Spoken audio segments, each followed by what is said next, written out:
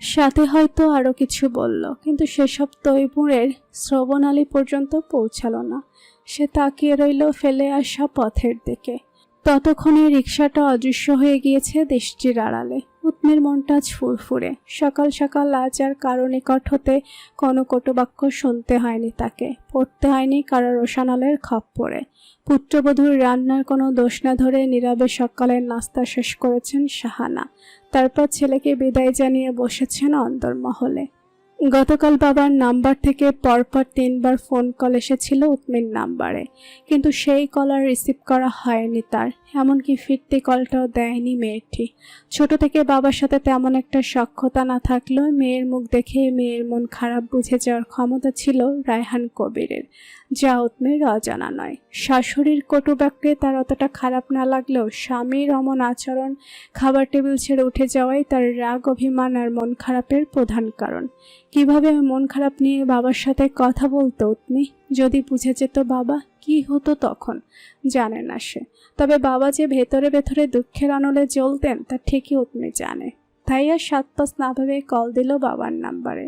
Second 2 মধ্যেই তার রিসিভও হয়ে গেল, কিন্তু ওনাকে কিছু বলতে না দিয়েই উৎমি ব্যস্ত কণ্ঠে বলে উঠল, আসসালামু আলাইকুম বাবা, হোয়াটসঅ্যাপে ভিডিও কল দিচ্ছি, ধরো। কথাটা শেষ হতেই বিচ্ছিন্ন হলো দুধারের সংযোগ। হুট করে মেয়ের চঞ্চল কণ্ঠে আশ্চর্য হলেন রায়হান কবির। তার মিনিট 2 মধ্যে মেয়ের অ্যাকাউন্ট থেকে এলো ভিডিও কল। চটজলদি রিসিভ করতেই দেখতে পেলেন মেয়ের হাস্য উজ্জ্বল মুখশ্রী। স্নান হেসে শুধালেন, কেমন আছিস মা? আলহামদুলিল্লাহ ভালো। তুমি কেমন আছো বাবা? নাস্তা করেছো?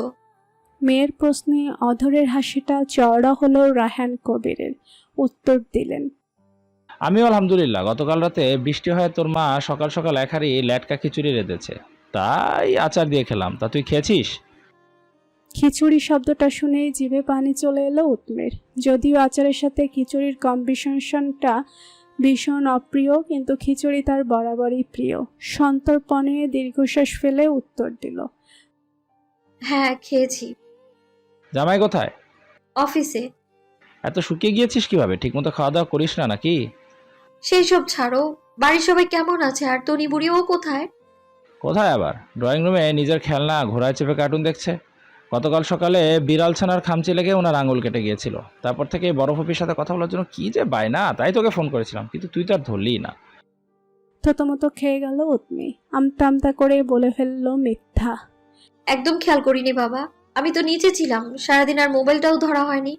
সেই রাতে গিয়ে কল লিস্ট চেক করে দেখি সব এই অবস্থা। তখন কি আর কল দেওয়া যায় বলো? তুমি তো আগে বাকি ঘুমিয়ে পড়ো। ও, আমি তো চিন্তায় পড়ে গিয়েছিলাম। তোর ভাইকে আরো আগে গিয়ে বললাম তৈমুরকে যাতে ফোন করে জিজ্ঞাসা করে তুই ঠিক আছিস কিনা। এভাবে আরো অনেকক্ষণ বাবা মেয়ের মধ্যে চলল অসংখ্য কথাবার্তা। এক পর্যায়ে সেখানে এসে উপস্থিত হলো রিনিতা। শ্বশুরের থেকে মোবাইলটা চেয়ে নিল নিজের হাতে। তারপর সেখান থেকে দূরে সরে গিয়ে স্ক্রিনে দৃষ্টি স্থির করে অভিযোগের সুরে বলল, শ্বশুরবাড়িতে গিয়ে দেখছি সবাই ভুলে গিয়েছো উধুমি। ব্যাপার কি হ্যাঁ? ভাবিকে দেখে ঠোঁটের কার্নিশের হাসিটা চওড়া হলো উৎমির। বলল, বাড়ি থেকে ঘুরে এসেছে সপ্তাহখানেক হয়নি, আর তুমি বলছো ভুলে গিয়েছি?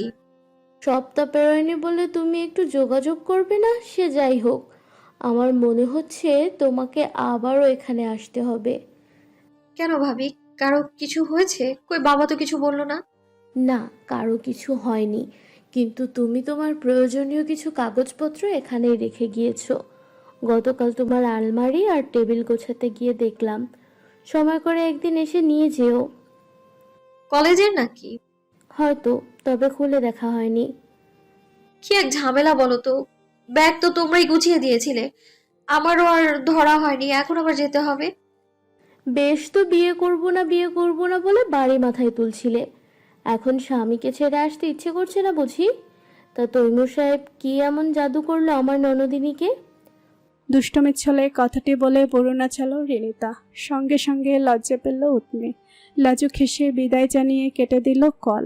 ননদের এমন আচরণে বেশ মজা পেল রিনিতা। দম ছেড়ে শ্বশুরের হাতে মোবাইল দিয়ে প্রস্থান করল। অন্দরমহলে বসে পান চিবোতে চিবোতে 2 চা জয়নব এবং শাহানা মিলে গল্প করছেন। দুপুরে রান্নার সময় হয়ে এসেছে। জেবা তিথিয়া না থাকলে বাড়িতে 5 জনের রান্না মালতী ফুফু একাই করেন। স্বামীর মৃত্যুর পর থেকে বেশি একটা রন্ধনশালামুখ হন না শাহানা। 3 বেলার রান্না থেকে শুরু করে ঘরদোর পরিষ্কার মালতী ফুফু একা হাতেই করেন। উৎমি নিচে নেমে আজ আর কোনো দিকে তাকালো না। তাদের সামনে দিয়ে নিঃশব্দে রন্ধনশালার পথে হাঁটা ধরল। তার দৃষ্টি এড়ালো না শাহানার। খুক খুক করে কেশে ভারী কণ্ঠে বললেন, তৈমু ঝাল মশলা কম খায়, ওর জন্য আলাদাভাবে রান্না করবে। আর আমার জন্য পাতলা ডাল, ঝাল ঝাল আলু ভর্তা, সাথে ডিম ভাজি করলেও চলবে। দুপুরে আজ আর বেশি কিছু খাবো না। কথাটা শেষ হতে না হতেই জয়নবও তাল মিলিয়ে বললেন, আমার আর তোমার চাচা শ্বশুরের জন্য পাতলা ডাল ভর্তা ডিম ভাজি করলেই চলবে। শাশুড়ি এবং চাচি শাশুড়ির নির্দেশনা চুপচাপ শুনে প্রস্থান করল উৎমি। প্রত্যুত্তর করার মতো কোনো ধরনের ইচ্ছেই হলো না তার। পূব আকাশে বিবর্ণ মেঘ জমেছে। সূর্য ডুবেছে অনেক আগে। বাহিরে বইছে তুমুল হাওয়া। আকাশে ক্ষণে ক্ষণে বিদ্যুৎ চমকাচ্ছে। আবহাওয়ার এমন অবস্থা দেখে আজ আর কোনো ভুল করল না রিনিতা। খোলা বারান্দার টবগুলো একে একে সব সুরক্ষিত স্থানে রেখে নিশ্চিন্তে শ্বাস ফেলল। ড্রয়িং রুমে সোফায় বসে পিতার সম্মুখে থিতু হয়ে বসে আছে উষা। মুখশ্রীতে কেমন ছটফটে চোরাচোরা ভাব। পিতা রায়হান কবির এতক্ষণ ধরে বসে মেয়ের সেই হাবভাবগুলোই দেখছেন। কিছু সময় পর নীরবতার অবসান ঘটিয়ে শুধালেন, সারাদিন কোথায় ছিলি? ছোট্ট সাধারণ একটি প্রশ্ন, অথচ এই প্রশ্নটি উষার মনের ভয়টা তরতর করে বৃদ্ধি পাইয়ে দিল। এসির হাওয়ায় পুরো ঘর বরফের ন্যায় ঠান্ডা হওয়ার পরেও কপালে আর নাকের ডগায় তার ঘাম জমেছে। আমতা আমতা করে উত্তর দিল, কোথায় আবার? ভার্সিটিতে ছিলাম। ও তা কি কি ক্লাস হলো আজ? ম্যানেজমেন্ট হয়েছে। ইংলিশও হওয়ার কথা ছিল, কিন্তু স্যার হুট করে ক্যান্সেল করে দিয়েছিলেন। সারাদিন ধরে কি একটা ক্লাসই হয়েছে? বাড়ি ফিরতে তো দেরি হলো কেন? ফ্রেন্ডের থেকে কিছু নোটস কালেক্ট করার ছিল, তার উপর বাংলা ডিপার্টমেন্টে কনসার্টও ছিল, তাই আসতে একটু। ইনিয়ে বিনিয়ে এতটুকু বলেই থামল সে। তারপর সরাসরি বাবার মুখের দিকে তাকিয়ে অসহায় ভঙ্গিতে শুধালো, হঠাৎ এসব প্রশ্ন করছো যে? তুমি কি আমায় সন্দেহ করছো বাবা? মেয়ের প্রশ্নে মুখভঙ্গি বদলালো রায়হান কবিরের। রুষ্ট কণ্ঠে বললেন, লেখাপড়া তুই এত অমনোযোগী যে রোজ রোজ সময় মতো ক্লাসে যাস, নোট সংগ্রহ করিস, আবার সন্ধ্যায় খাবার খেয়ে দরজা আটকে কোনো প্রকার শব্দ না করে লেখাপড়া করিস, তারপরে দুটো সাবজেক্টে ফেল আসলো কিভাবে মা? পিতার ধমকের সুরে বলা কথায় কেঁপে উঠল উষা। গোপন কথা জানলো কি করে বাবা? ভাবতেই ভয়টা তার ক্রমশ বৃদ্ধি পেতে লাগলো। ওনার চিৎকারের ভেতর থেকে দৌড়ে এলেন কেয়া বেগম। উদ্বেল হয়ে শুধালেন, এই সন্ধ্যায় এমন করে মেয়েটার উপর চেঁচাচ্ছ কেন তুমি? কি হয়েছে? কি করেছে ও? স্ত্রীর কণ্ঠস্বর শুনতে পেয়ে আরও রাগান্বিত হলেন রায়হান কবির। এই স্ত্রীর অতি আস্কারাতে ছোট কন্যাকে কখনোই তিনি শাসন করতে পারেননি। সবসময় তার সকল দোষ ঢেকে দেওয়ার জন্য হাজির হয়ে যেতেন এই ভদ্র মহিলা। আজকেও তেমনটাই হলো। তো স্ত্রীর পানে চেয়ে চিবিয়ে চিবিয়ে বললেন, তোমার কি মনে হয় আমি এমনি এমনি ওর উপর চেঁচাচ্ছি? তোমার এই আহ্লাদের কারণেই মেয়েটার আজ এত অধপতন। থার্ড সেমিস্টারের দুটো সাবজেক্টে ফেল করার পরও একটাবার আমায় এসে কথা বলেনিও। উল্টো ফোর্থ সেমিস্টারের জন্য 2 মাস আগে কতগুলো টাকা নিয়েছে। টাকা কি গাছে ধরে? বড় 2 ছেলে মেয়ে তো ঠিকই পাবলিক থেকে গ্র্যাজুয়েশন শেষ করেছে, তবে ও কেন পারলো না? ওদের যা দিয়েছি তার থেকে বেশি ওকে দিয়েছি, তারপরেও কিছু বলিনি। তোমাদের কথায় প্রাইভেট বিশ্ববিদ্যালয়ে ভর্তি করিয়ে দিয়ে এসেছি, অথচ তোমার মেয়ে কিনা সেমিস্টারে ফেল করে বাবার টাকা নষ্ট করছে। কথাগুলো শুনে ভীষণ অবাক হলেন কেয়া বেগম। এক দৃষ্টিতে তাকিয়ে রইলেন ছোট কন্যার পানে। বুকে হাত রেখে জোরে জোরে কয়েকটা নিঃশ্বাস নিয়ে রায়হান কবির পুনরায় বললেন, শোনো উৎসর মা, মেয়ের ব্যাপারে এতকাল তুমি যখন সব সিদ্ধান্ত নিয়ে এসেছো, তাহলে তোমাকেই শেষবার মতো বলে দিচ্ছি, গরিব ঘরে জন্মেছিলাম আমি। দিনমজুরের ছেলে হয়ে জীবনটা অনেক কষ্টে কেটেছে, লেখাপড়া অনেক কষ্টে করেছি, তাই এত টাকা পয়সা আমার নেই। অসৎ পথে টাকার পাহাড় করার অনেক সুযোগ থাকলেও কখনো সে পথে পা বাড়ায়নি, শুধু সৃষ্টিকর্তার ভয়ে। অর্ধেক জীবনের সঞ্চয় আর অফিস লোনের মাধ্যমে এই বিলাসবহুল ফ্ল্যাটটা তোমাদের জন্য কিনেছিলাম, তাই তোমার ছোট মেয়ের বিলাসিতার পেছনে এত টাকা খরচ করার মতো সামর্থ্য আমার নেই। এবারের সেমিস্টারও পাশ করতে না পারলে অথবা ভালো সিজিপি না পেলে ওর পড়ালেখা এখানেই বন্ধ, তখন ভালো কোনো ছেলে খুঁজে ওকে বিয়ে দিয়ে দাও। কথাগুলো এক নাগাড়ে বলে প্রস্থান করলেন রায়হান কবির। বাবার যাওয়ার পানে তাকিয়ে নানা ধরনের চিন্তা ভাবনায় মগ্ন হয়ে গেল উষা। বাবা তার এক কথার মানুষ। সত্যি যদি তার লেখাপড়া বন্ধ করে দেয়? কেয়া বেগম মেয়ের হাতের কবজি টেনে ধরে নিজের দিকে ঘোরালেন, শুধালেন, কি বলে গেল তোর বাবা? সত্যি সত্যি তুই এভাবে টাকা পয়সা নষ্ট করছিস? তৎক্ষণাৎ সঠিক কোনো জবাব দিতে পারল না উষা। তাকে নিরুত্তর দেখে হাতটা ছেড়ে দিলেন কেয়া বেগম। হতাশাগ্রস্ত দৃষ্টিতে আশেপাশে তাকিয়ে বসে পড়লেন সোফায়। এই মেয়েটিকে জন্মের পর থেকেই খুব আদরে বড় করেছিলেন তিনি। বাকি ছেলে মেয়েদের থেকে ওর প্রতি ওনার টান ছিল একটু বেশি, আর ওই কিনা এমন সব কাজ করেছে। ভাবতেই মাথাটা চক্কর দিয়ে উঠল ওনার। নতুন একটি প্রশ্নের উদয় হলো, এতকালের সব শিক্ষা দীক্ষা কি তবে ভুল ছিল?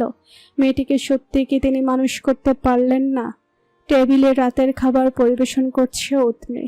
মালতী ফুফু খাওয়ার জন্য শাহানাকে ডাকতে গিয়েছেন। সন্ধ্যায় বয়ে যাওয়া সেই ঝোড়ো হাওয়া থেমে গিয়েছে। আকাশের বিদ্যুৎ চমকানো এখন আর নেই।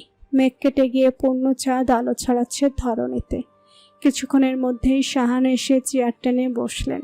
হাত ধুয়ে ভাত মাখিয়ে খেতে লাগলেন মনোযোগ সহকারে। উৎমিও নিজের প্লেটে খাবার বেড়ে বসার জন্য চেয়ার টানল। তৎক্ষণাৎ পুত্রবধূর পানে বাঁকা দৃষ্টিতে তাকালেন তিনি। জিজ্ঞেস করলেন, তুমি বসছো কেন? না বসে খাবো কিভাবে, তাই বসছি। স্বামীকে রেখেই খেয়ে ফেলবে? এসব ছোটখাটো নিয়ম কানুনও শেখোনি? এখন খাওয়া চলবে না একেবারে। তৈমু এলেই তারপর খাওয়া দাওয়া শেষ করবে, তারপর খাবে। এমন নিয়মে ভীষণ অবাক হলো উৎমি। বলল, এটা আবার কোথাকার কোন নিয়ম? এমন নিয়ম তো আগে শুনিনি। আমার খিদে পেয়েছে আর আমি খেতে পারবো না? স্বামীর জন্য অপেক্ষা করে অভুক্ত হয়ে বসে থাকবো? মুখে মুখে কথা বলবে না তো একদম। এগুলো হচ্ছে সামাজিক নিয়ম। ছোট থেকে আমরা মা, দাদি, চাচি, ভাবি, এমনকি বিয়ের পর শাশুড়িকেও এসব নিয়ম কানুন পালন করতে দেখেছি। তাদের দেখা দেখি আমরাও করছি। তাই আমার কথার ওপর কথা বলবে না। স্বামীর জন্য যদি কিছু করার সময় অপেক্ষা নাই করতে পারো, তাহলে কিসের বউ তুমি? কথাটা চরম গায়ে লাগলো উৎমির। ভেতরে ভেতরে প্রবল ক্রোধে জ্বলে উঠল। তবুও বাহ্যিকভাবে নিজেকে যথেষ্ট স্বাভাবিক রাখার প্রয়াস চালিয়ে সশব্দে টেবিলের উপর প্লেটটা রেখে স্থান পরিত্যাগ করল। কিন্তু সেসবে কোনো ভাবান্তর হলো না শাহানার। বরং আর চোখে পুত্রবধূর প্রস্থান দেখে নিয়ে পুনরায় তিনি খাওয়ায় মনোনিবেশ করলেন।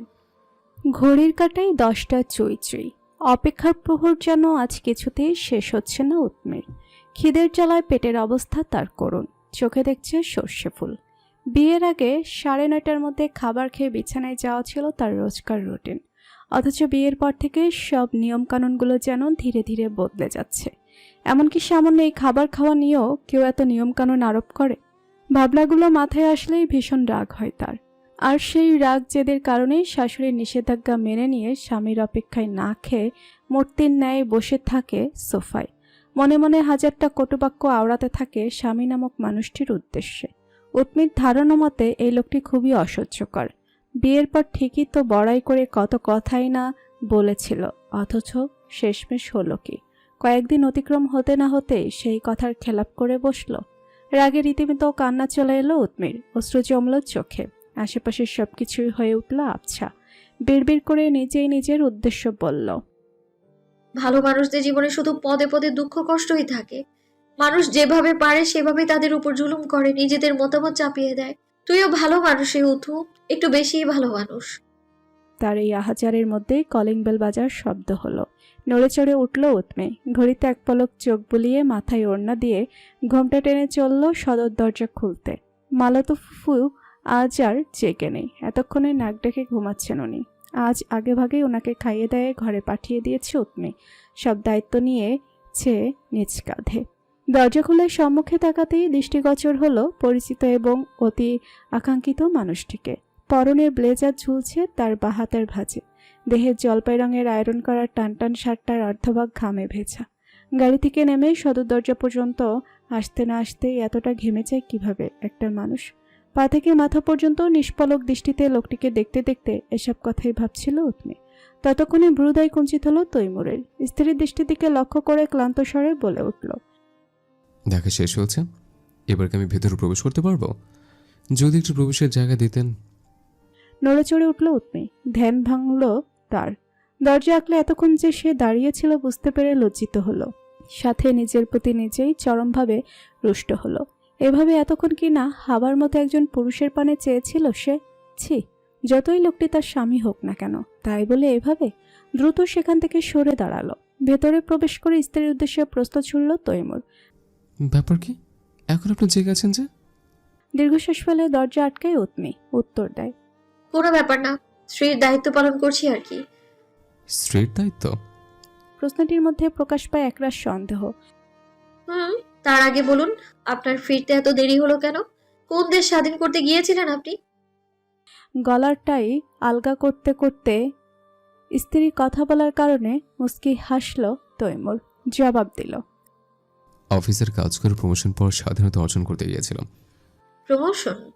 হুম, মজা করলাম। আসলে ছুটির দিনে জমে থাকা কাজগুলো শেষ করতে গিয়েই ফিরতে দেরি হচ্ছে। ওদিকে সামনে আবার ঈদ আসছে, তখনও বেশ কিছুদিনের জন্য ছুটি পড়বে, তখন বাড়ি ফিরতে একটু দেরিই হবে। কথাগুলো শুনে রাগের পারদ নিমেষেই গলে গেল উৎমের। অপ্রস্তুত ভঙ্গিতে মাথা নাড়িয়ে তাড়া দিয়ে বলল। আচ্ছা, ঘরে যান, তবে বাইরের পোশাক ছেড়ে ফ্রেশ হয়ে আসুন, আমি খাবার বাড়ছি। কথাটা বলে ডাইনিং এর দিকে হাঁটা ধরল উৎমে। তৎক্ষণাৎ তাকে বাধা দিয়ে পেছন থেকে বলে উঠল তৈমুর। আমি খেয়ে এসেছি, খাবার বাড়ার প্রয়োজন নেই। কথাটা শ্রবণালী পর্যন্ত পৌঁছাতেই প্রতিমধ্যে থেমে দাঁড়ায় উৎমি। পিছু ফিরে শুধায়। খেয়ে এসেছেন? হ্যাঁ, আপনি খেয়েছেন? এই মাছেলের কিছু কর্মকাণ্ডে চেয়ে যেন নিজের রাগটাকে সংযত রাখতে পারে না উৎমি। গলে যাওয়া রাগের পারদ নেমে সেই বরফের ন্যায় শক্ত রূপ ধারণ করল। ভারিকি কণ্ঠে বলল। না, খাইনি। আপনাদের বাড়িতে নাকি স্বামীর আগে স্ত্রী খেতে পারে না? কি বললো এসব? কে আবার? আপনার মা বলেছে।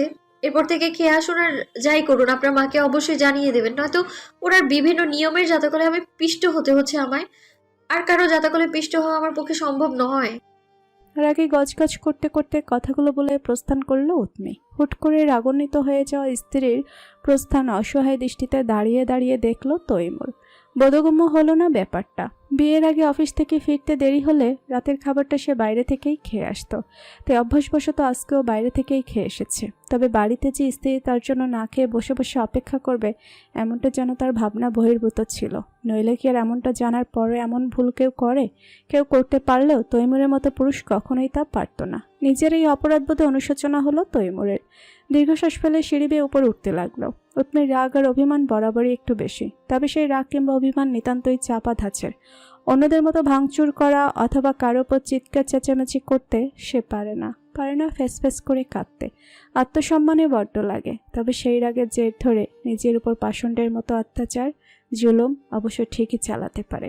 এই যেমন না খেয়ে থাকা, কথা বলা বন্ধ করে দেওয়া, আবার ইচ্ছে মতো ঝাল খেয়ে নাকের পানি চোখের পানি এক করে দেয়া।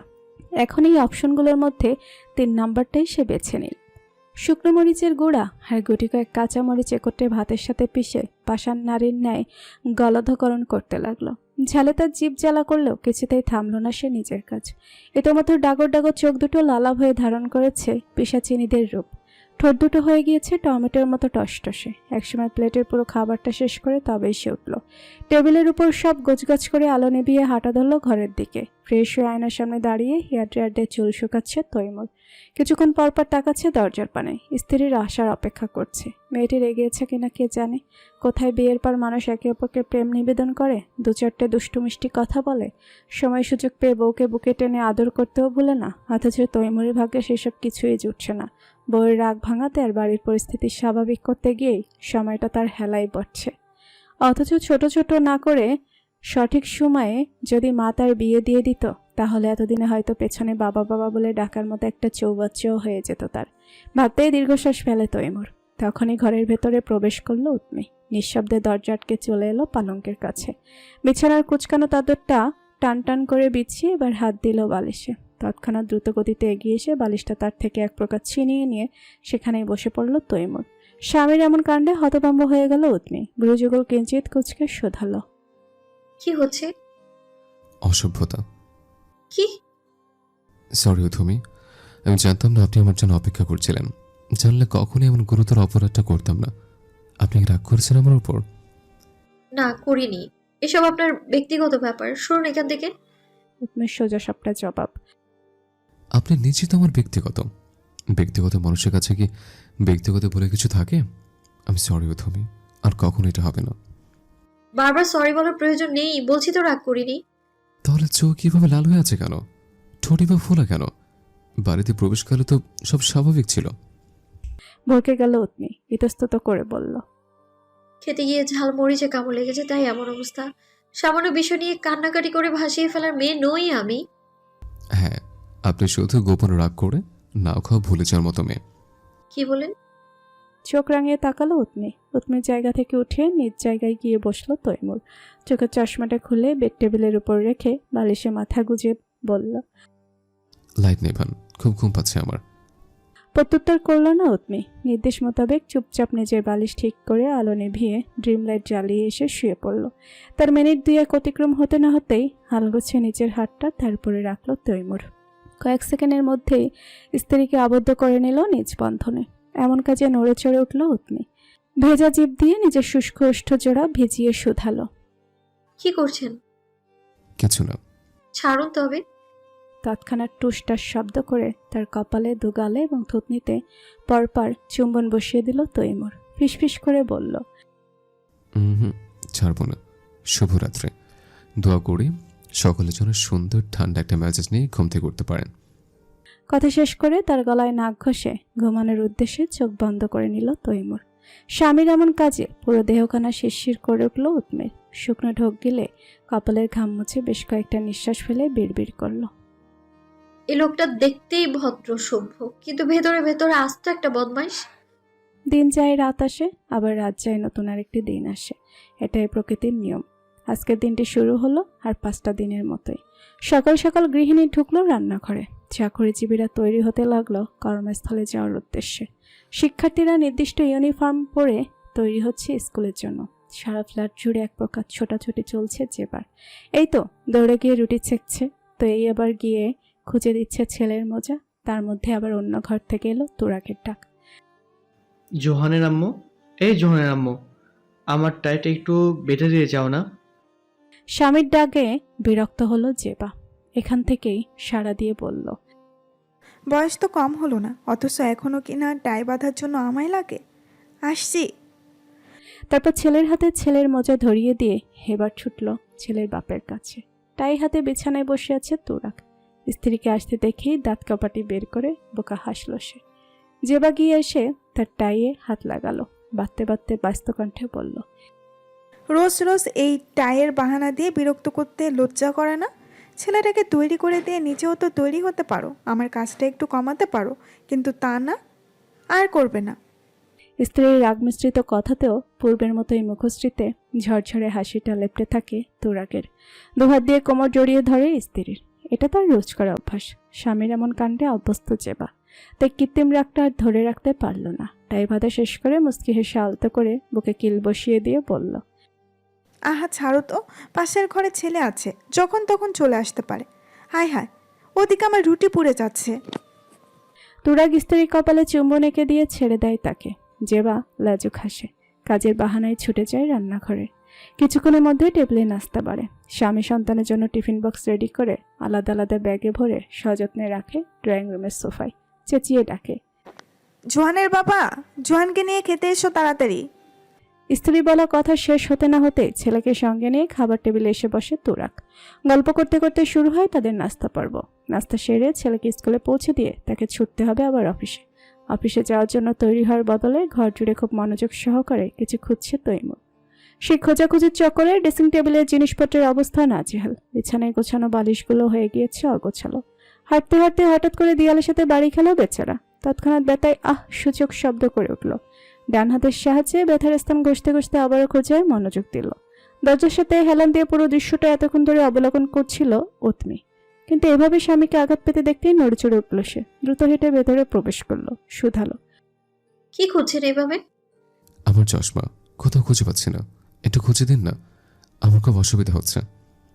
কথাটায় ভটকে গেল উৎমি। নিজের হাতে থাকা চশমাটার দিকে একবার তো আর একবার তৈমুরের পানে তাকায়। চশমা না পেয়ে তৈমুরের কেমন অবস্থা হয় তা দেখার জন্যই দুষ্টমির ছলে চশমাটা লুকিয়ে রেখেছিল। কিন্তু লোকটার এমন অবস্থা দেখে মজার বদলে ভীষণ অবাকই হলো সে। জিজ্ঞেস করল। চশমা ছাড়া কি আপনি কিছুই দেখতে পান না তৈমুর সাহেব? পাই, তবে অসুবিধা হয়, সব ঘোলাটে লাগে, একটু খুঁজে দিন না। ফোঁস করে দীর্ঘশ্বাস ফেলল উৎমি। এগিয়ে গিয়ে পায়ের আঙুলে ভর দিয়ে উঁচু হয়ে চশমাটা পরিয়ে দিল তৈমুরের চোখে। মুহূর্তেই আশেপাশে সবকিছু স্পষ্ট হয়ে উঠল তৈমুরের নিকট। চশমা পেয়ে অধরে ফুটে উঠল তৃপ্তির হাসি। উচ্ছ্বসিত কণ্ঠে বলে উঠল, এই তো আমার চশমা। এবার স্পষ্ট দেখা যাচ্ছে। তা কোথায় পেলেন? কোথায় পেলাম সেটা বড় কথা নয়, বড় কথা হচ্ছে আপনি তো কানা তৈমুর সাহেব, উতুমির জামাই কানা। বলেই ধপ করে বিছানায় বসে পড়ল উৎমি। অধরের হাসিটা বিলীন হয়ে মুখশ্রী থমথমে হয়ে গেল তৈমুরের। এক দৃষ্টিতে স্ত্রীর দুঃখে ভরা মুখের পানে তাকিয়ে রইল। উৎমি পুনরায় বলল, আমি তো এতদিন ধরে ভাবতাম আপনি অল্প কানা, তাই হয়তো চশমা পরেন, কিন্তু আপনি তো পুরোই কানা, চশমা ছাড়া একদম অচল। চশমা না থাকলে তো আমায়ও চিনতে পারবেন না, তখন কি হবে আমার? এমন করে বলছেন কেন? আমি মোটেও কানা নই, শুধু চশমা ছাড়া সবকিছু ঘোলাটে দেখি। It's normal. এটা আপনার কাছে নর্মাল? অবশ্যই। শেষমেশ কিনা কানা ছিল আমার ভাগ্যে। হায় আল্লাহ, এ কি হলো আমার সাথে? ভরিওয়ালা মাথায় টাক বয়স্ক লোক যে ছিল না, তার জন্য শুকরিয়া আদায় করুন। একটা মেয়ের ভাগ্য কতটা ভালো হলে তৈমুরের মতো স্বামী পায় বলুন তো? ইউর সো লাকি গার্ল উথমি। বুড়ো কুচকায় উৎমি সন্দেহভাজন দৃষ্টিতে তাকিয়ে শুধায়, নিজের প্রশংসা নিজে করছেন? মোটেও না, আপনাকে সত্যের সঙ্গে পরিচয় করাচ্ছে। এসেছেন মহা সত্যবাদী পুরুষ। নিঃসন্দেহে হাসে তৈমুর। গলারটাই বাঁধতে বাঁধতেই শুধায়, সুন্দর লাগছে না আমার? না আবার মিথ্যে বলছেন? না, এত সাজগোজ কার জন্য? সুন্দর কোনো কলিগ আছে নাকি অফিসে? আচ্ছা, তবে সবগুলো বিবাহিত, কারো কারো বাচ্চা আছে, তবে আপনার মতো সুন্দর নয়। শেষের কথাটাই খানিকটা লজ্জা পেল উৎমি। প্রসঙ্গ বদলে বলল, সামনের শনিবার থেকে আমার ছুটি শেষ। ওইদিকে ভাবি ফোনে বলল বাড়িতে নাকি প্রয়োজনীয় সব কাগজপত্র ফেলে এসেছি, ওইগুলো নিয়ে আসতে হবে। শুক্রবার তো আপনার অফিস বন্ধ, তাই যদি ওই দিন গিয়ে নিয়ে আসতাম ভালো হতো। তাহলে শুক্রবার সাপ্তাহিক ছুটির দিন, আমাকে বাড়িতে রেখে যাওয়ায় ভালো দেখায় না। কাল বৃহস্পতিবার হাফ ডে, কাজের প্রেশার কম, চাইলে কালে যাওয়া যায়। বিকেলে বের হলাম, তারপর আপনার যা যা প্রয়োজন সব কিছু নিয়ে একেবারে রাতে চলে এলাম। কথাটা পছন্দ হলো উৎমির। স্বামীর কথায় সায় জানিয়ে বলল, ঠিক আছে তবে। মুস্কি হাসে তৈমুর। অফিস ব্যাগ হাতে নিয়ে স্ত্রীকে বিদায় জানায়। আল্লাহ হাফেজ। সাবধানে যাবেন আর সময় মতো খেয়ে নেবেন। আল্লাহ হাফেজ। মাথা নাড়ায় তৈমুর। বিদায় নিয়ে বেরিয়ে যায় অফিসের উদ্দেশ্যে। আকাশে সূর্য হাসছে। অতিষ্ঠ গরমে ট্যাঙ্কের পানিও ধারণ করেছে ফুটন্ত গরম পানির রূপ। মাথার উপরে ঘূর্ণায়মান ফ্যানের বাতাসে মনে হচ্ছে এক কুণ্ড আগুনের গা ঝলসানো উত্তাপ। খাবার টেবিলের একটি চেয়ারে বসে আছেন শাহানা। গরম সহ্য করতে না পেরে একটু পরপর ফ্রিজ খুলে ঠান্ডা পানি বের করে চালান করছেন নিজের মুখে। মাথার উপর ঘুরান্ত ফ্যান থাকার পরও ঘেমে নেই অবস্থা ওনার বেগতিক।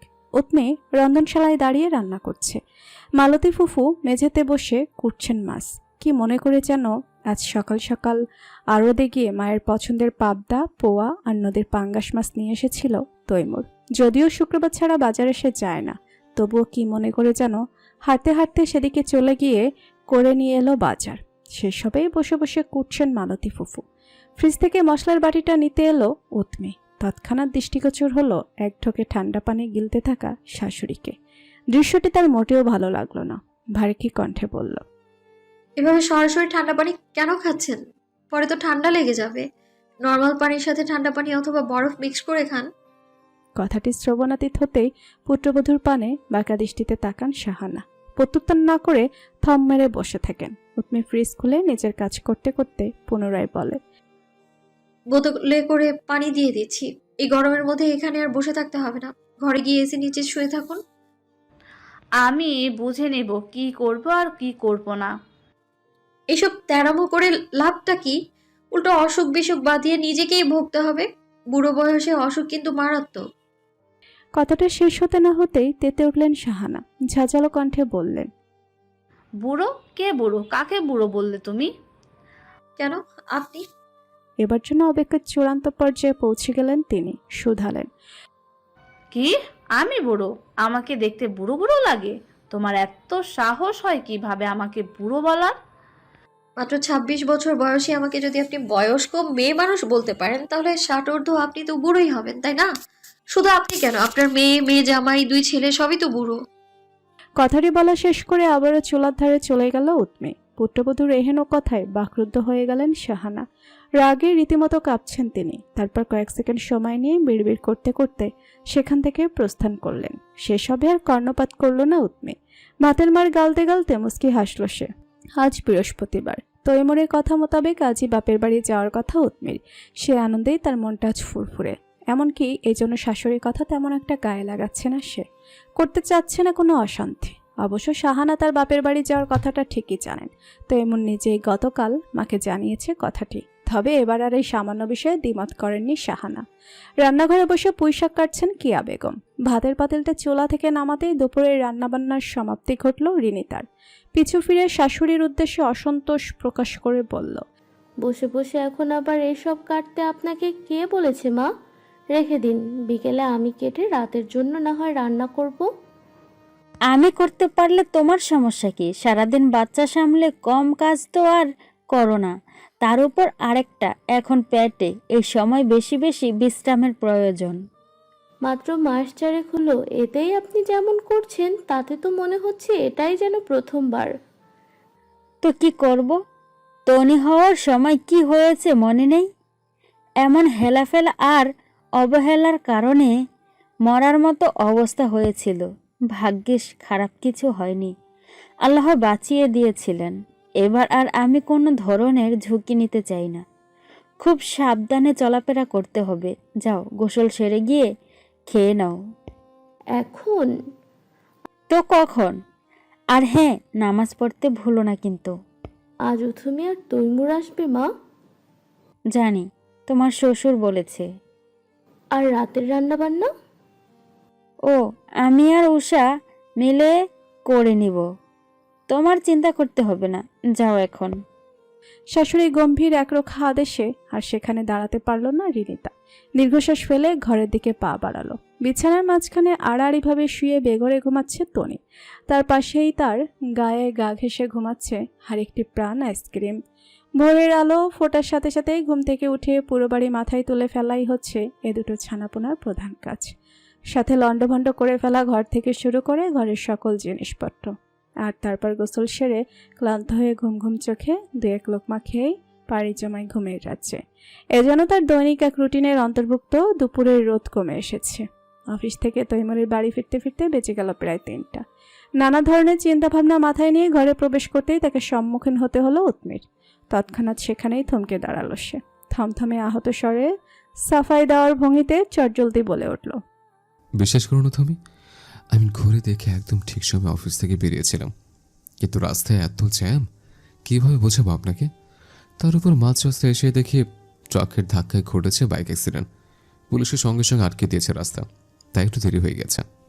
উৎমির মুখভঙ্গি একেবারে শান্ত, খুব স্বাভাবিক স্বরেই বলল, ফ্রেশ হয়ে নিন। খাবার বাড়বো নাকি খেয়ে এসেছেন?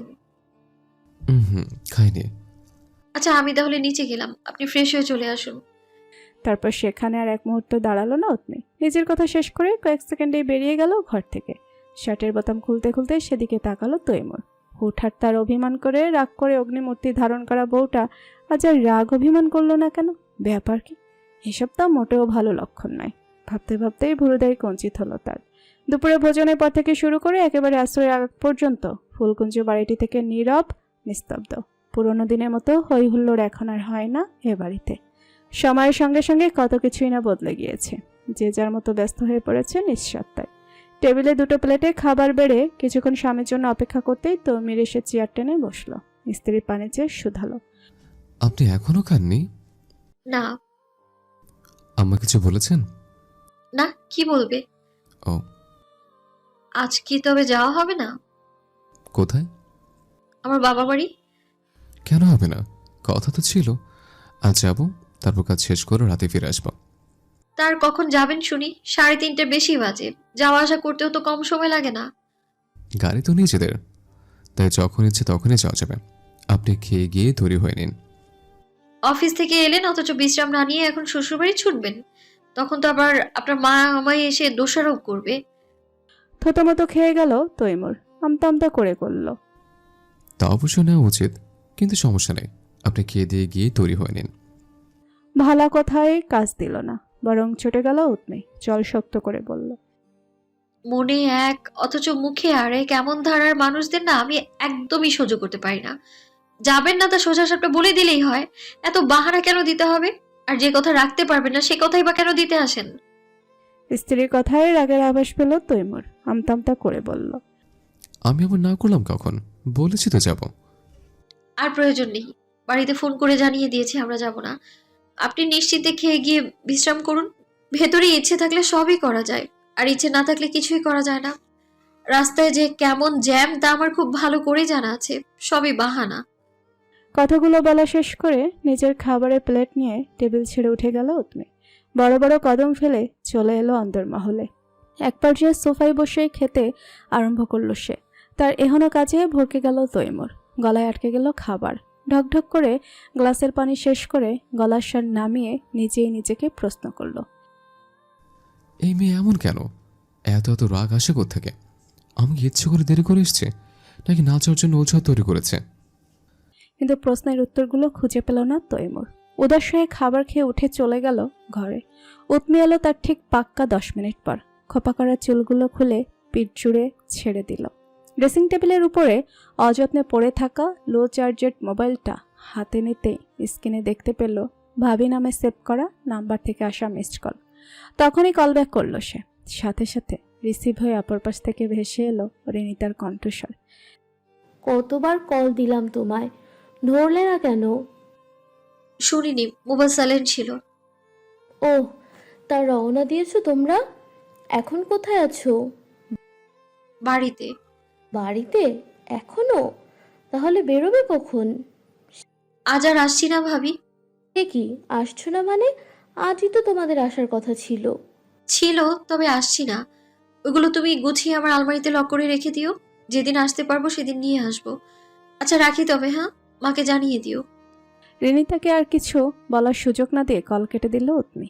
এতক্ষণ চুপচাপ স্ত্রীর ফোন আলাপ শুনছিল তৈমুর।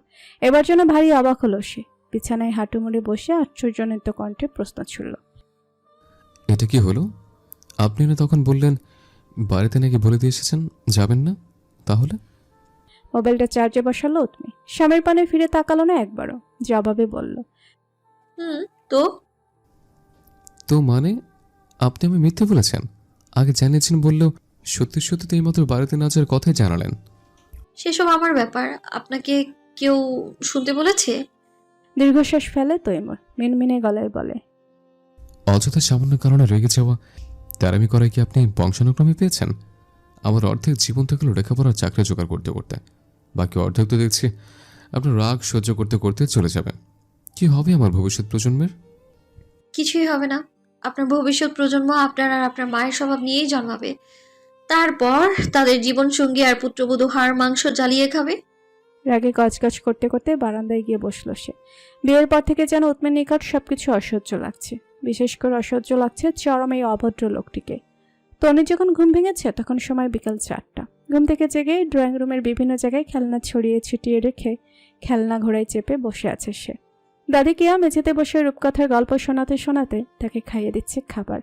রিনিতা তখন ঘর থেকে বেরিয়ে এসে সোফায় বসলো। শাশুড়ির উদ্দেশ্যে চাপা স্বরে বলল, উথুমিরা আজ আর আসছে না মা? সে কি, কেন? জানি না, জিজ্ঞেস করছিলাম কিন্তু কারণটা আর জানায়নি। এটা আবার কেমন কথা? আসবে বললো, আবার এখন বলছে আসবে না। কি হলো মেয়েটা? আমার সাথে তো বিয়ের পর থেকে তেমন একটা কথাও বলে না। যা কথা আছে সব শুধু তোমাদের সাথে। আমাদের সাথেও নিজ থেকে কথা বলে না মা, আমরাই বারবার ফোন করে খোঁজ নেই। আর আপনি তো বাড়িতে থাকতেও কখনো ওর খোঁজ নেননি। আমি অন্তত এত বছরেও তা দেখিনি। কথাটা শুনতেই থমথমে হয়ে গেল কিয়ার মুখশ্রী। পুত্রবধূর পানে বাঁকা দৃষ্টিতে তাকিয়ে নাতনিকে অবশিষ্ট লোকমাটা খাইয়ে উঠে চলে গেলেন রান্নাঘরে। দিনের আলো বিলীন হয়ে ধরণীতে সন্ধ্যা নামার প্রস্তুতি চলছে। সূর্যমামা পশ্চিম আকাশে ডুব দিয়েছে তার মিনিট 10 আগে। ধীরে ধীরে ছাইরাঙা অম্বরে মেঘের ভেলা সরে গিয়ে প্রকাশ পাচ্ছে চাঁদের অস্তিত্ব। চারদিকে পাখিদের কিচিরমিচির শব্দে মুখরিত। দীর্ঘশ্বাস ফেলে বসা থেকে উঠে দাঁড়ালো উৎমি। বারান্দার লাইট জ্বালিয়ে প্রবেশ করলো কক্ষে। তারপর বিছানায় দৃষ্টি যেতেই পানসে হয়ে এলো তার মুখ। সাথে ভাঁজ পড়ল ললাটে। তৈমুর বালিশে পিঠ ঠেকিয়ে নাকের ডগায় চশমা ঝুলিয়ে মোটা একটি ইংরেজি উপন্যাসের বই পড়তে ব্যস্ত। আশেপাশে যেন কোনো খেয়ালই নেই তার। আর তার এই দশা দেখে বিরক্ত বোধ করলো উৎমি। মুখ বাঁকিয়ে মনে মনে উদ্ধার করলো তার গোষ্ঠী। মাথায় ঘোমটা টেনে দরজার পথে পা বাড়ালো। তখনই পেছন থেকে ডাক এলো। ও তুমি? শুনেও না শোনার ভান করে নিজের মতোই এগিয়ে যেতে থাকলো উৎমি। তৈমুর পুনরায় জিজ্ঞেস করলো, যাচ্ছেন কোথায়? এবার সে থামলো। গরম তেলের উপর পানি পড়লে যেমন ছাত করে ওঠে, ঠিক তেমন ভাবেই সেও ছেদ করে উত্তর দিল। জাহান্নামে। মুস্কি হাসলো তৈমুর, দুষ্টমির ছলে বলল, আচ্ছা, যাওয়ার আগে আমার 1 কাপ চা দিন তো, এক্সট্রা মিল্ক উইদাউট সুগার।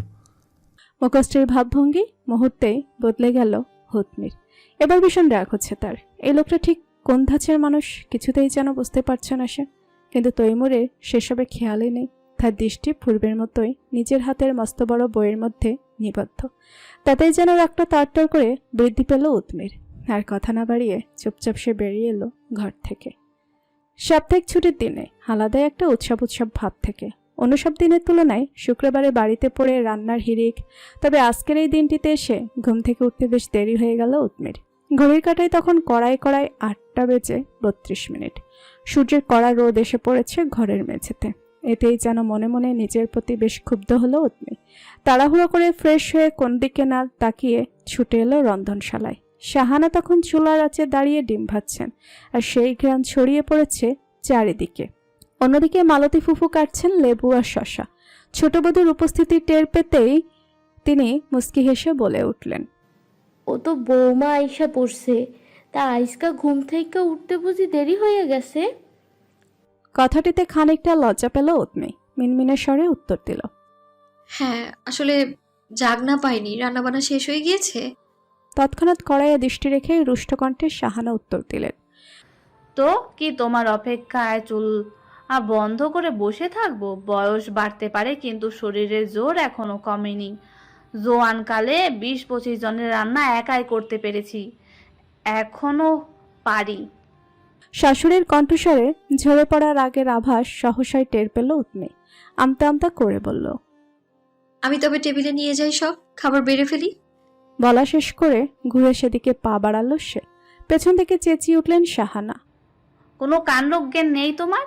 একেই তো ঘুম থেকে দেরিতে ওঠো, তার ওপর গোসল না করে হেসেলে ঢুকে পড়েছ, এখন আবার খাবার জিনিস ছুঁইবে? সকাল সকাল গোসল করতে যাব কেন? আমি তো হাত মুখ ধুয়ে এসেছি। প্রতিদিন তো গোসল না করেই নাস্তা দিই আপনাদের। লজ্জা সময়ের কোনো বালাই নেই, নির্লজ্জ মেয়ে মানুষ। বয়স তো কম হলো না, তবুও ফরজ গোসল সম্পর্কে জানো না? ভেঙে ভেঙে সব বুঝিয়ে দিব নাকি আমরা, অসভ্য? শাহানার কথার অর্থ দ্বারা বুঝতে কয়েক সেকেন্ড সময় লাগলো উৎমির। বোঝার সাথে সাথেই যেন শরীরের লোমকূপ দাঁড়িয়ে উঠল তার। লজ্জায় নত হলো দৃষ্টি। খুক খুক করে দুবার কেসে আসছে বলে স্থান ত্যাগ করে কক্ষের পথে হাঁটা ধরল। মালতী ফুফু কাটাকাটি শেষে বটিটা ধুয়ে রাখলেন। টেবিলের পথে যেতে যেতে মুখ ভার করে বললেন, আপনি না অযথাই বউরারে বকলেন মেজো ভাবি। প্রত্যুত্তর করলেন না শাহানা। এই ব্যাপারে আর কথা বাড়াতে চান না তিনি। এমনিতেই শরীরটা রাগে জ্বলে যাচ্ছে ওনার। ঘরের ভেতরে প্রবেশ করতে লজ্জাটা রাগে পরিণত হলো উৎমির। সময় নিয়ে গোসল সেরে আয়নার সামনে এসে দাঁড়ালো সে। চুল শুকাতে শুকাতে বিড়বিড় করলো, এ কি এক হাড়ে বজ্জাত শাশুড়ি আমার কপালে রাখছে আল্লাহ। এই মহিলার মুখে কি কিচ্ছু আটকায় না? এবারে সাত সকালে কেউ কি নিজের ছেলের বউয়ের সাথে এমন আচরণ করে? কোনো ভালো মানুষ যে অন্তত এমনটা করে না, তা তো আমার জানা আছে। কেমন করে? কে আবার কি করলাম? প্রশ্নটি শ্রবণালী পর্যন্ত পৌঁছাতেই থতমত খেয়ে গেল উৎমি। হেয়ার ড্রায়ার সমেত থেমে গেল তার হাতটি। তৈমুর পকেট থেকে টুপিটা বের করে রাখলো টেবিলের ওপর। পরনের পাঞ্জাবি বদলে টি শার্ট গায়ে দিতে দিতে জিজ্ঞেস করলো, কি ব্যাপার, এই 7 সকালে গোসল করলেন যে?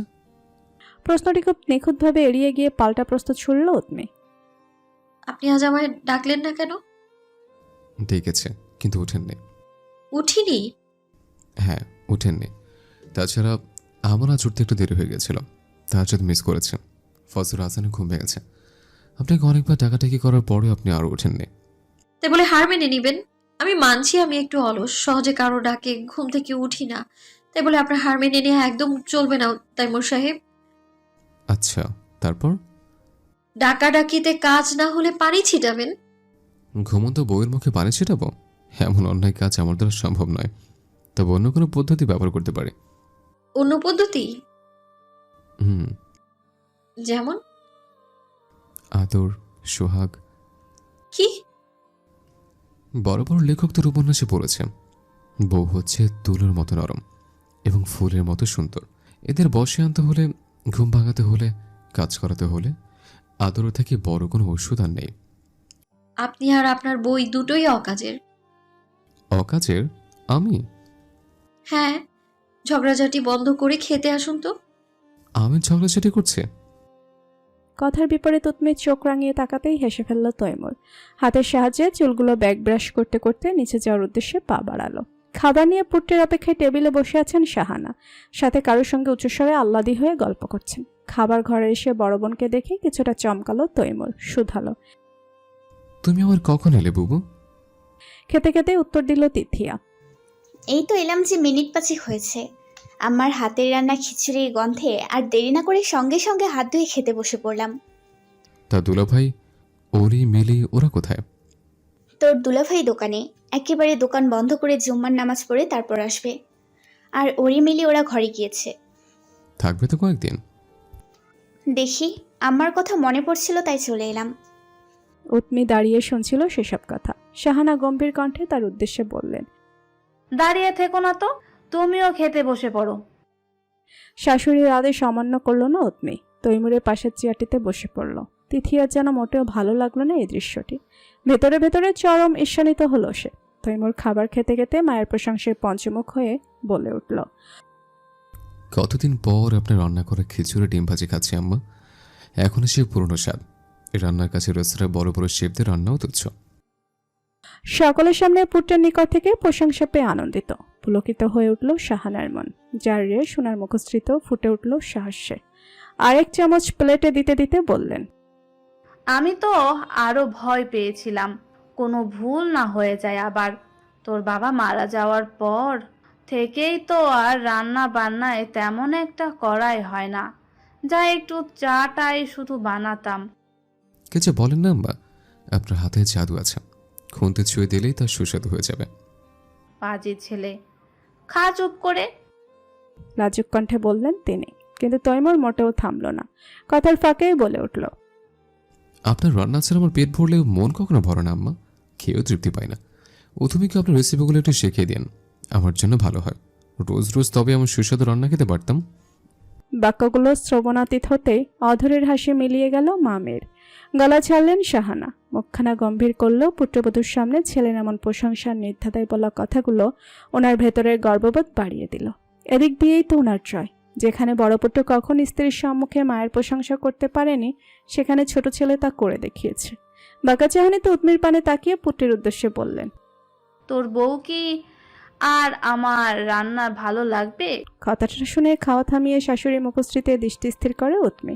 তৎক্ষণাৎ টেবিলের নিচ দিয়ে তৈমুর তাকে কনই দিয়ে গোতা মারতে সে অপ্রস্তুত হেসে বলে ওঠে। ভালো লাগবে না কেন? এত সুস্বাদু রান্না কারো ভালো না লেগে কি আর পারে? আপনার আপত্তি না থাকলে আমি শিখতেই পারি। সন্তুষ্ট হলেন শাহানা, মাথা নাড়িয়ে বললেন। ঠিক আছে, তবে শেখানো যায়। মায়ের সন্তুষ্টতে খুশি হলো তৈমুর, কিন্তু খুশি হতে পারল না তিথিয়া। রুক্ষস্বরে বলল। এই বয়সে তোর বউকে আমার রান্না শেখাবে? তোর কাণ্ডজ্ঞান কি লোপ পেয়েছে তৈমু? তোর বউ বাপের বাড়ি থেকে রান্নাবান্না শিখে আসেনি? সেখানে সমস্যা কি? আমার তো কোনো অসুবিধা নেই। তাছাড়া বাপের বাড়ির শিক্ষা বাপের বাড়িতে, আর শ্বশুর বাড়ির শিক্ষা শ্বশুর বাড়িতে। ঠিক বলেছেন আম্মা? শাহানা মাথা নাড়ান, মেয়ের উদ্দেশ্যে বলেন। ঠিক বলেছে তৈমু। ছেলের কথাই সায় জানানোতে রাগে ক্ষোভে জর্জরিত হয়ে উঠল তিথিয়া। চুপচাপ গিলতে লাগলো খাবার। কিছুক্ষণ পর সেখানে এসে উপস্থিত হলো ওরি আর মিলিও। মুহূর্তেই যেন গমগমে পরিবেশটা উল্লাসিত হয়ে উঠল। খাবার খেয়ে টেবিল গুছিয়ে ঘরে এসে আলমারি থেকে নতুন বিছানা চাদর বের করলো উৎমি। পুরনোটা বদলানোর জন্য লেগে পড়ল কাজে। তৈমুর ঘরে এসে স্ত্রীকে কাজটি করতে দেখে শুধালো। চাদর বদলাচ্ছেন কেন?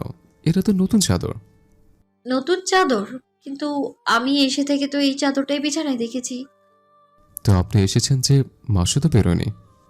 পেরোতে আর বাকিও নেই। তাছাড়া মালতি ফুপুই বললেন এগুলো নিয়ে যেতে। উনি নাকি আজ সব ঘর পরিষ্কার করবেন আর বিছানা চাদর বালিশের কাভারও এগুলো ধুয়ে দিবেন।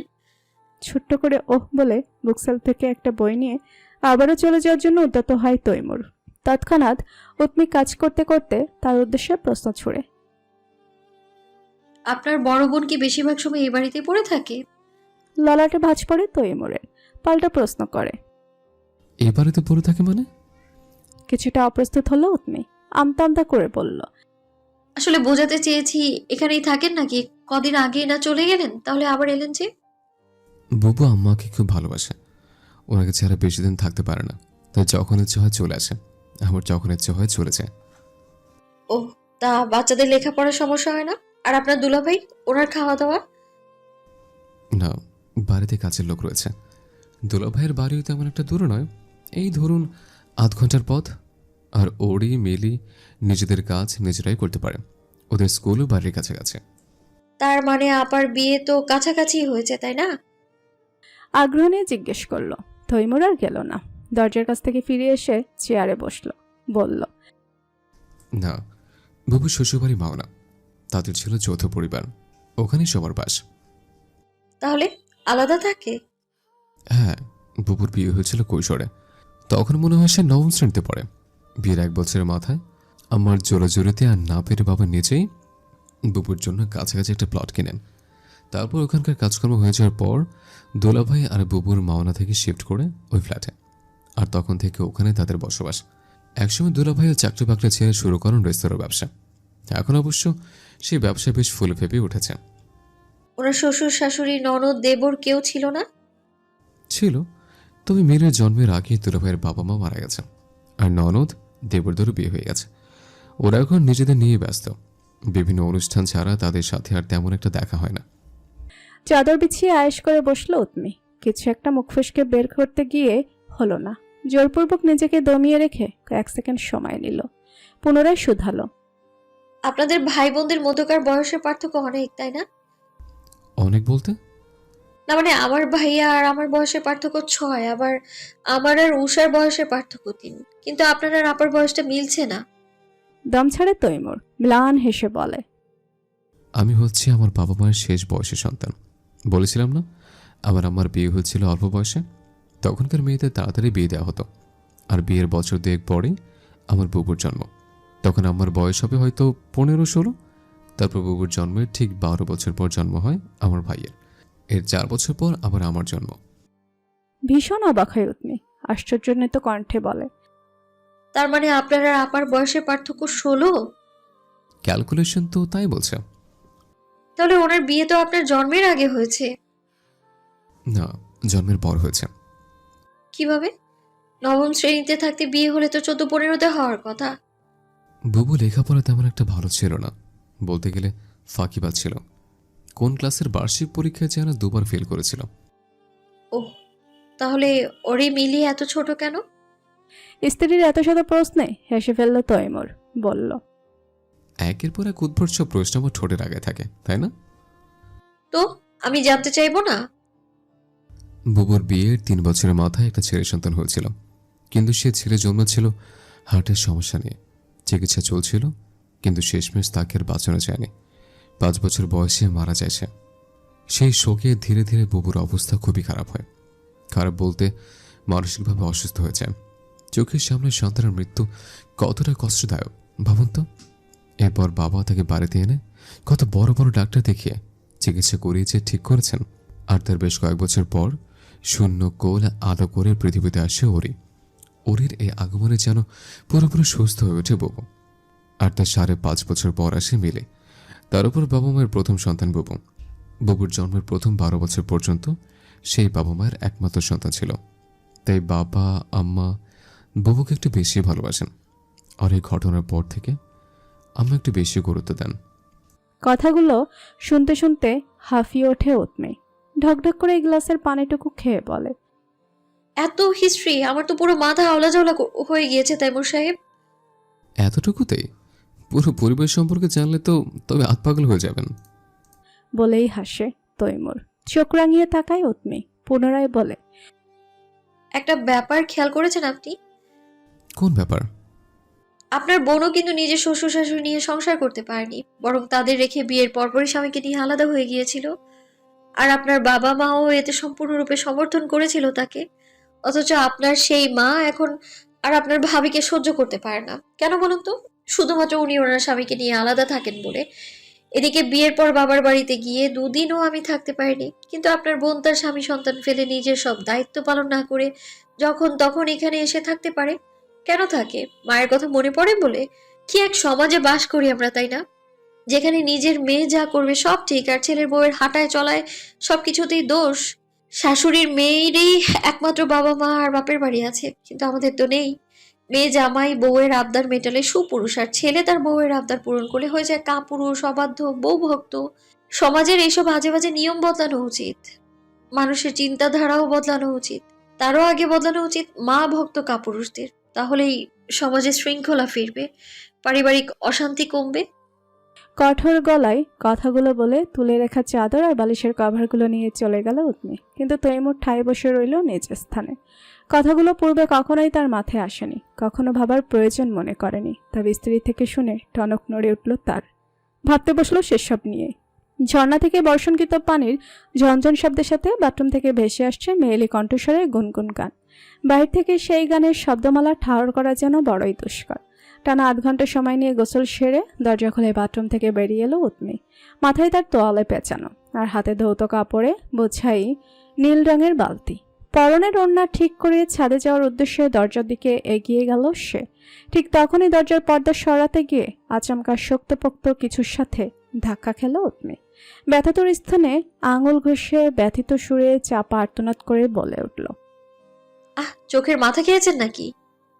তখনই ভেতরে প্রবেশ করলো তৈমুর। স্ত্রীর আর্তনাদে উদ্বিগ্ন হলো তার মন। এগিয়ে এসে শুধালো, ব্যথা পেয়েছেন খুব? তো কি এমনি এমনি নাক ধরে দাঁড়িয়ে আছি? এটা আপনার মানব দেহ নাকি শক্ত কোনো লোহা? আমি সত্যিই দেখিনি, হুট করে কোত্থেকে যে চলে এলেন। খুব ব্যথা করছে? দেখি, বসুন, মলম লাগিয়ে দিই। তার প্রয়োজন নেই, সরুন। কোথায় যাচ্ছেন?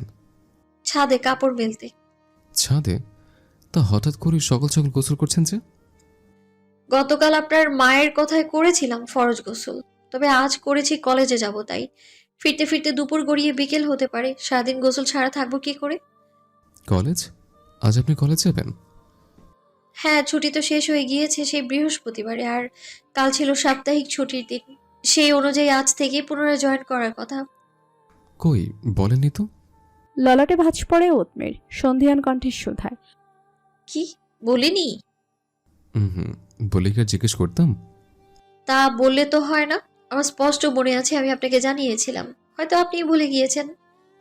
ললাটে ভাঁজ পড়ে তৈমুরের। মনে করার চেষ্টা করে কবে একথা তাকে বলেছিল উৎমি, কিন্তু শেষ পর্যন্ত আর সে মনে করতে পারে না। তাই নিজের ভুলটাই স্বীকার করে নেয়। হবে হয়তো, আমারই মনে ছিল না। তো কখন বেরোবেন? ছাদ থেকে এসে রেডি হয়ে তারপর বের হব।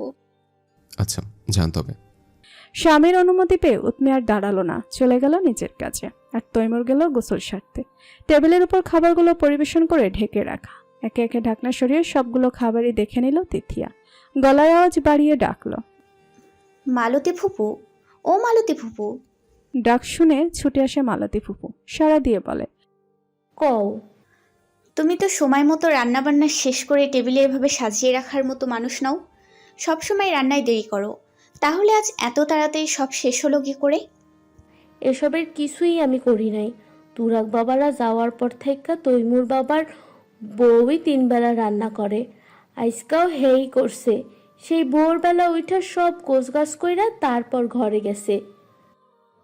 কথাটা বশ্বাস হয় না তিথিয়ার। চেয়ার টেনে বসে দৃঢ় গলায় আবার ডাকে, ওরিমলি, নানুকে নিয়ে খেতে আয় তোরা। তারপর এক একে নির্দিষ্ট প্লেটগুলোয় খাবার বেড়ে রাখে জায়গা মতো। গতকাল জুম্মার নামাজ আদায় করে শ্বশুর বাড়ি আসার কথা থাকলো, আর আসেনি স্বামী। বিকেলের দিকে ফোন কলে জানিয়েছে তার খালাতো বোন নাকি ভীষণ অসুস্থ, হাসপাতালে ভর্তি। তাই আর স্বামীকে আসার জন্য জোরাজোরি করতে পারেনি তিথিয়া। তবে অসুস্থ ভদ্র মহিলাকে সে চিনে, ক্যান্সারের রোগী তিনি। এর আগেও বেশ কয়েকবার আত্মীয়তা রক্ষার্থে ওনাকে দেখতে গিয়েছিল তিথিয়া। তবে শ্বশুরবাড়ি পক্ষের আত্মীয় স্বজনদের মোটেও পছন্দ নয় তার। কেমন যেন গায়ে পড়া স্বভাবের লোকেরা।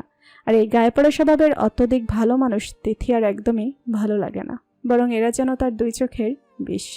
একেবারে শাহানাকে সঙ্গে নিয়ে নিচে নামলো ওরি আর মিলি। চেয়ার টেনে ওনাকে বসিয়ে নিজেরও বসে পড়লো ওনার দুপাশে। চেয়ারে বসে সর্বপ্রথম মালতী ফুপুকে ডাকলেন শাহানা। বললেন, আমি গিয়ে তৈমুকে ডেকে আনবো তো, নাস্তা সেরে তারপর না হয় তৈরি হবে। সঙ্গে সঙ্গেই মালতী ফুফুর নিকট থেকে উত্তর এলো। ডাকছিলাম, কইছে একেবারে রেডি হইয়া তারপর খাইবো। তিথিও সেসব কথা শুনে বিরক্ত হলো, মুখের কথা কেড়ে নিয়ে বলল, আপনি খান তো আম্মা। এখন কি আর ছেলেদের খাবার দাবার নিয়ে চিন্তা করার সময় কিংবা বয়স আছে আপনার? তাদের নিয়ে ভাবার জন্য এখন তাদের বউ আছে। মেয়ের কথায় বিতৃষ্ণা ধরে গেল শাহানার মনে। বিরস মুখে নীরব হয়ে খাওয়ায় মনোনিবেশ করলেন। গোসল সেরে তৈরি হয়ে আয়নার সামনে দাঁড়িয়ে চুল আঁচড়াচ্ছে তৈমুর। ছাদ থেকে নেমেও সোজা ঘর প্রবেশ করে উৎমি। স্বামীর বেশভূষা দেখে ভীষণ অবাক হয় সে। হাতের বালতিটা জায়গা মতো রেখে এসে জিজ্ঞেস করে, আজ এত তাড়াতাড়ি তৈরি হলেন যে? আপনার অফিসে এখনো অনেক দেরি। হ্যাঁ, তবে আপনাকে কলেজ পর্যন্ত পৌঁছে দিয়ে আমার অফিস যেতে যেতে ঠিক সময় হয়ে যাবে। আমায় পৌঁছে দিতে? কিছুটা অবাক হয়ে শুধাই উৎমি। বিপরীতে তৈমুরের সহজ জবাব,